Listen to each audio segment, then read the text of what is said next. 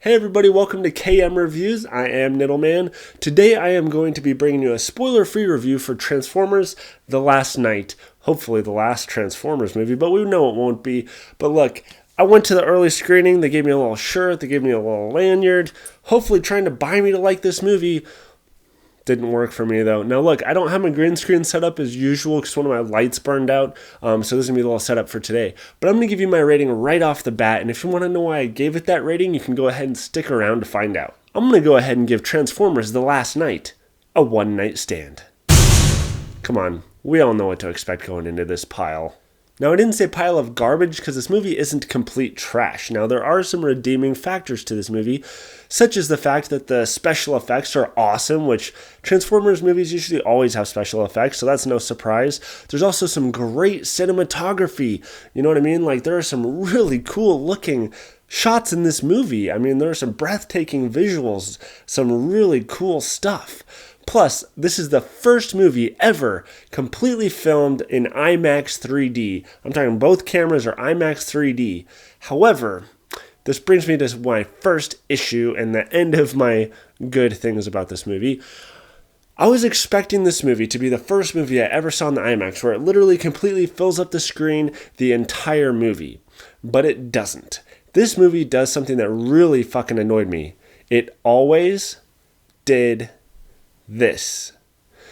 The aspect ratio to the movie was not consistent throughout this movie. Supposedly, the big thing was the whole thing was going to be in IMAX, but the lower part of the screen was, oh my god, it was going to give me a fucking migraine after a while because the whole thing would be filled up, it'd be cool looking, and then it'd get cut off a little bit, and then it'd go back, and then it'd cut off, and then it'd go back, and I'm like, oh my god, why couldn't they just pick a fucking aspect ratio and keep it the fucking goddamn same? God, that was annoying. So even if this movie had been good, which it wasn't really, that would have annoyed me so much that I probably wouldn't have liked it anyways.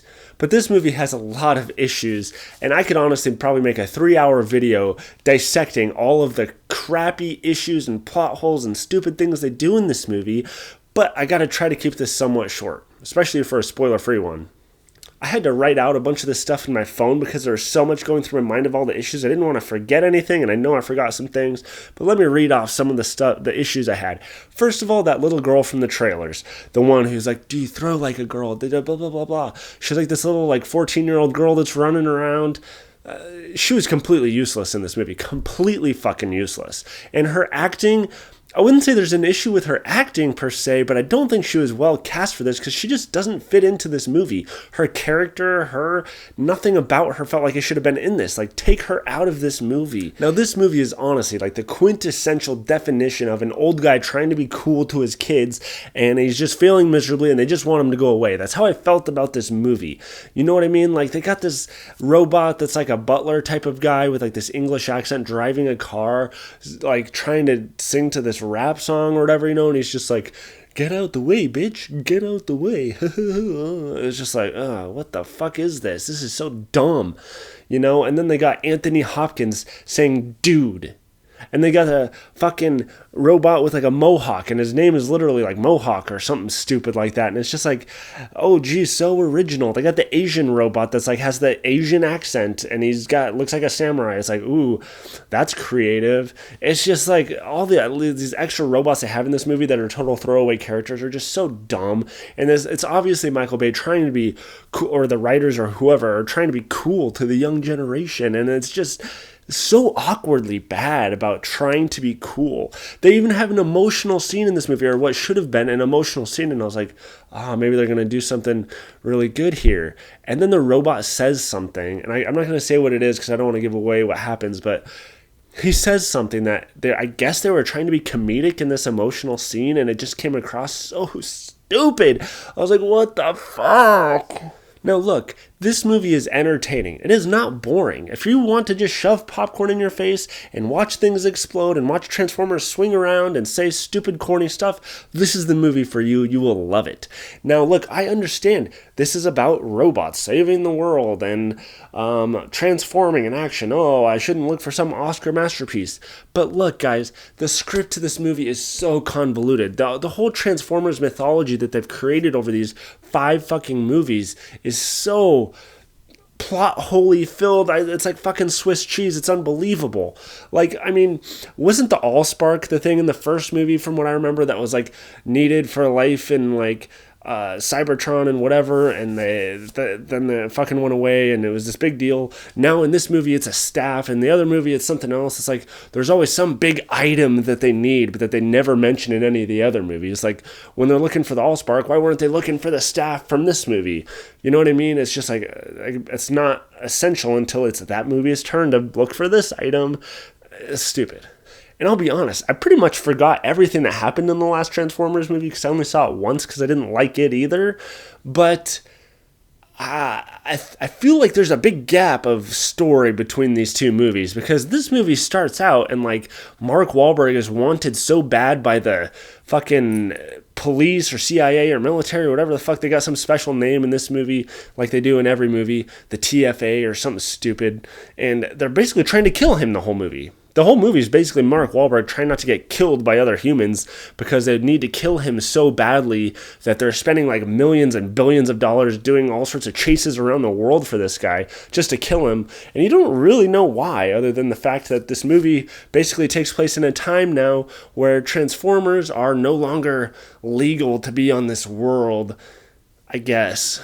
Basically, the world is against Transformers now, except for Cuba or something, where they play fucking volleyball and stuff, or whatever the fuck they're doing. It's so stupid. And there are so many stupid moments in this movie. I could literally just go on and on. Like, there's like Mark Wahlberg, you never see his daughter in this movie, probably because they couldn't get the actress in the movie, because she's like, those movies are dumb. But he never calls her, he never texts her, because he doesn't want the police people to go arrest her too, I guess. Because if she talks to him, then she'll be in trouble too, I guess. But there's a point in the movie where he like wants to let her know that he's okay. So he borrows somebody's phone and texts her like, I love you, and then gives the phone back. She's gonna get a text message from some random fucking number and go, who the fuck is this saying they love me? Oh well. And it's just like, dude, you should at least say, hey, this is your dad, I'm using someone's phone, I love you. Like, that was dumb. Also, hasn't the big thing been in the other movies that Cybertron's dead? There was a big war and like Cybertron's died, and that's why the Transformers came to Earth? Well, apparently that's not the reason, because they show the robots have been here since like the days of King Arthur, like 1600 years ago, but they don't say why they came here. They just did. They stole some staff from the fucking Cybertron, and they're like, we got to go to Earth now, and they don't really say why they stole it or why they came to Earth. They just did. And then Transformers have been coming here periodically, basically throughout all of time for no particular reason. They just kind of do. And then we've thought Cybertron was dead this whole time, or at least that's the impression I was under. And then Optimus Prime at the very beginning of the movie goes to Cybertron and he's like, what happened to my world? Oh my God. It's like, wait, you're the one that told us Cybertron was fucking destroyed. Why are you so fucking surprised? What? So that big thing you see in the trailer that looks like this planet, like eating the moon and whatever the fuck, it's going towards Earth, the big thing, everyone's like, that's Unicron. Now, look, I'm not super familiar with the Transformers universe, but my understanding after researching and stuff is that should have been Unicron, like this big giant transformer that fucking eats planets and shit and destroys shit and whatever. But that's not who that is in this movie.